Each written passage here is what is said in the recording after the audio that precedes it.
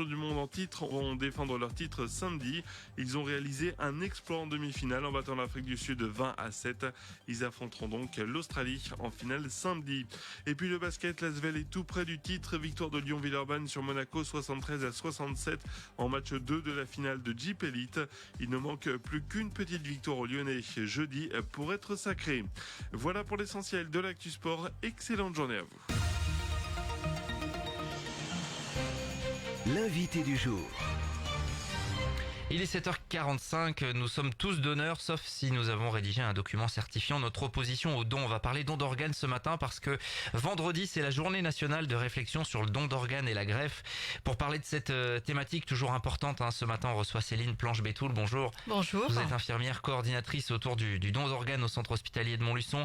Déjà, on va parler pratique. Il y a un stand d'information qui est mis en place tout au long de cette semaine dans le hall nord. On va parler dans un instant également de la journée de demain qui sera la journée vraiment importante autour de cette thématique. Comment ça se passe d'un point de vue pratique? On peut venir se renseigner là tout au long de la semaine?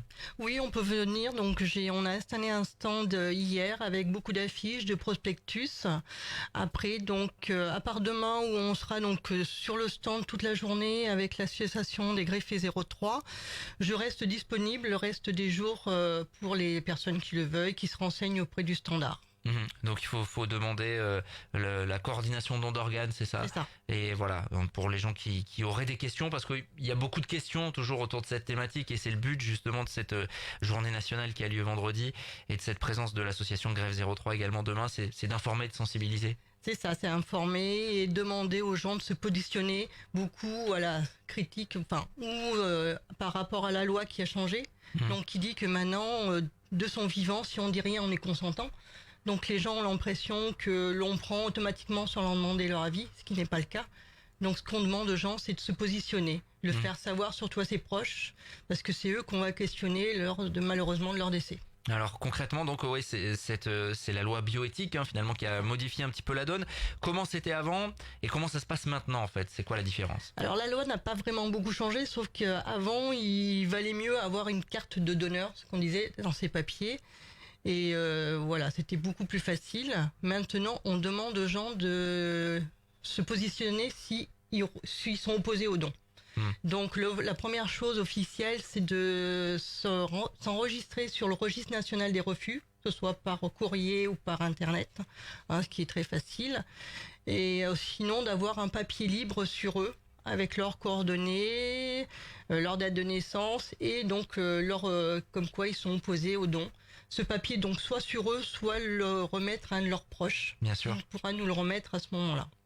Et les proches, ils ont évidemment un rôle important, vous le disiez, ce sont eux qui finalement véhiculent un petit peu ce que... C'est malheureusement eux qui vont nous dire à ce moment-là la position. Donc c'est pour ça qu'on demande aux gens de se positionner et le faire savoir auprès de leurs proches, que déjà on leur annonce un décès. Et ce qui est compliqué, c'est que nous, on remet par-dessus quelle était la position. Donc quand ils savent pas, ils sont vraiment très mal à l'aise et pas bien, ils savent pas quelle décision prendre. Toujours important de sensibiliser autour de cette question. Est-ce que les messages, puisque c'est vrai que chaque année on parle de cette journée nationale, est-ce que ça commence à rentrer finalement dans la tête? Est-ce que les gens sont vraiment informés aujourd'hui? Alors vraiment informés, encore difficile, mais ça commence à rentrer, on en parle beaucoup plus. Et nous, on fait de la sensibilisation, on commence au collège, au 3e. Est-ce que justement, oui, les jeunes générations sont peut-être plus sensibilisées? Oui, et ils posent beaucoup de questions. Ouais.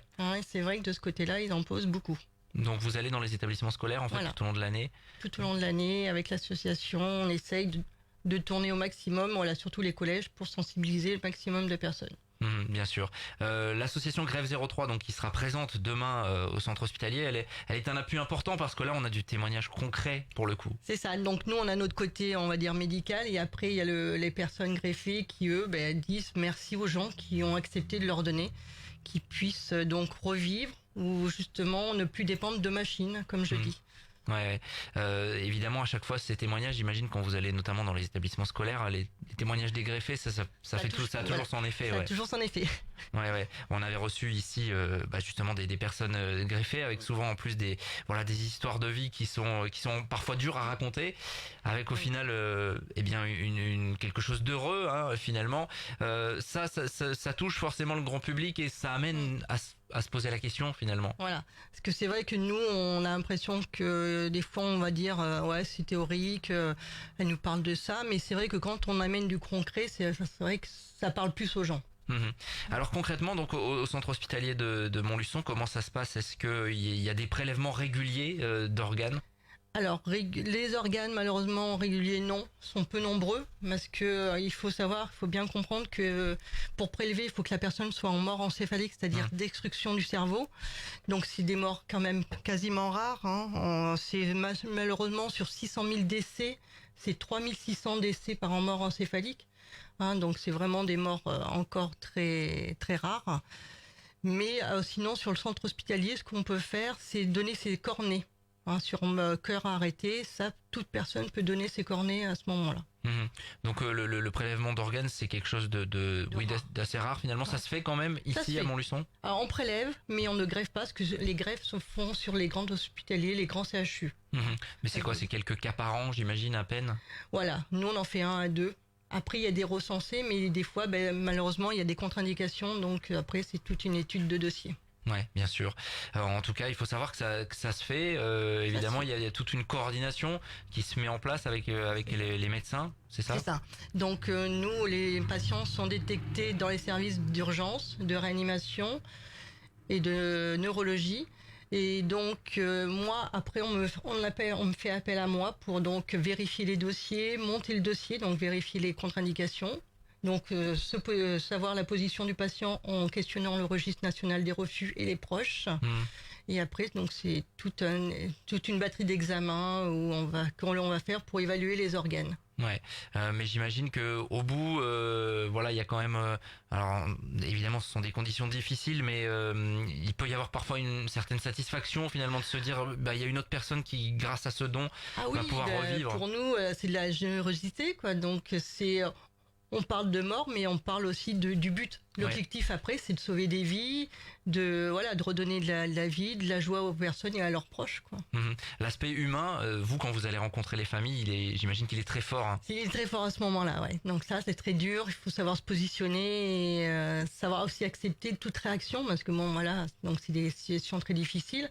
Mais voilà, c'est aussi très enrichissant. On rencontre tellement de gens que c'est formidable. Ouais, et d'où l'intérêt quand vous allez voir les familles, que ces familles soient informées finalement sur la volonté du défunt. Notre approche est d'autant plus acceptée, on va dire, quand les personnes savent ce que voulaient leurs proches. Donc voilà, c'est le message finalement qu'il faut retenir. C'est surtout le message. Ouais. C'est parlez-en. Nous sommes tous donneurs, sauf si nous avons rédigé un document certifiant notre opposition au don. C'est le message autour de cette journée nationale. Présence donc au centre hospitalier, stand d'information tout au long de cette semaine. Parlez-nous de la journée de demain avec Grève 03. Comment ça va se passer concrètement? Alors, on s'est donné rendez-vous à 10h dans le hall, où là, on sera présent toute la journée, où on répondra aux questions. On pourra, répondre en général à toutes les questions. On reste disponible, et que les greffés, pareil, ils parleront de leur histoire. Hein, il n'y a pas de souci, on est là pour donner des renseignements, de la documentation, et pourquoi pas les prises de rendez-vous si c'est dans des établissements ou autres. Grève 03, association qui est finalement assez récente mais qui est très active véritablement. Oui, son président Jean-Pierre Blondeau est très très actif. Il habite Vichy, mais là il s'est ouvert à Moulins, Montluçon. Il est très il constitue sa petite équipe, et franchement il est très généreux, et vraiment il remercie déjà la personne qui lui a donné, parce que c'est un greffé lui-même. Hein. Et c'est vrai qu'il veut vraiment parler de ce problème-là, parce que lui, quand ça l'a touché, comme il disait, je savais pas ce que c'était, je ne savais pas de quoi en parler, et ça lui avait fait très peur, mais maintenant il regrette pas. Il y aura beaucoup de membres de l'association, de personnes greffées qui seront présentes demain. Alors on espère avoir beaucoup de monde, sachant que malheureusement le président est hospitalisé, donc je lui fais un petit coucou, mais c'est dommage, il sera pas là. Et donc on espère qu'il y en ait plusieurs qui viennent nous voir. N'hésitez pas en tout cas à aller voir, à aller rencontrer ces personnes, souvent très enrichissant de discuter évidemment. Et là pour le coup ça remet les choses à plat véritablement, et ça permet de parler concret autour du don d'organes. Et puis s'il y a des gens qui ont des questions, c'est vrai qu'ils comprennent pas exactement la loi, etc., ils peuvent appeler au centre hospitalier. Ah oui, ils peuvent, puis on est là pour les renseigner, hein. Donc c'est vrai qu'il y a des fois des incompréhensions où on ne sait pas trop, donc les gens enfin, du coup, ils se positionnent pas parce qu'ils savent pas trop. Donc autant on est là pour répondre vraiment à toutes les questions. Il n'y a pas de questions bêtes, comme on dit. Il vaut mieux qu'on se fasse réexpliquer et qu'on prenne correctement les choses. Informer, sensibiliser, discuter autour du don d'organes, c'est tout au long de cette semaine au centre hospitalier de Montluçon dans le Hall Nord avec ce stand d'information jusqu'à vendredi. Et puis demain à partir de 10h donc avec la présence de l'association Greffe 03. Merci d'être passé à notre micro Céline Planche-Bétoul ce matin, infirmière coordinatrice on rappelle au centre hospitalier autour du don d'organes. Et nous on va continuer le direct, il est presque 7h55. L'invité du jour.